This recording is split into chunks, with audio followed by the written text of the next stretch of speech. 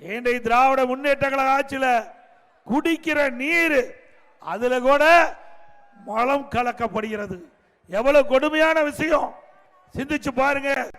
இந்த ஆட்சி வந்த பிறகு வேங்க வெயில்ல இன்னும் அந்த குற்றவாளிகளை கண்டுபிடிக்க முடியல. ஒரு கையிலாகாத அரசாங்கம், ஒரு திறமையற்ற முதலமைச்சர், பொம்மை முதலமைச்சர் நாட்டை ஆண்டு கொண்டிருக்கின்றார். வேங்க வயல் பிரச்சனை தீர்ந்தபாடு இல்ல. அதற்குள்ள மதுரை மாவட்டம் சோழவந்தான் அருகே அங்க வடுகப்பட்டிக்கு பக்கத்தில் அமைச்சியாபுரம் அங்கு இருக்கின்ற புதிதாக கட்டப்பட்ட மேல்நிலை தொட்டி திறக்கின்ற பொழுது அங்கே மலம் கலந்த நீர் எவ்வளவு கொடுமையானது. இந்த ஆட்சியில இப்படிப்பட்ட நிகழ்வு தொடர்ந்து நடந்துட்டு இருக்குது. இதையெல்லாம் கண்டுபிடித்து தீர்க்கக்கூடிய அளவிற்கு முதலமைச்சருக்கு திறமை இல்லை.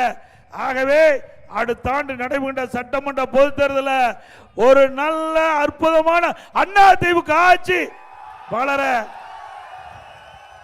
நீங்கள் வாய்ப்பை தர வேண்டும் என்று அன்போடு நேரத்தில் கேட்டுக்கிறேன்.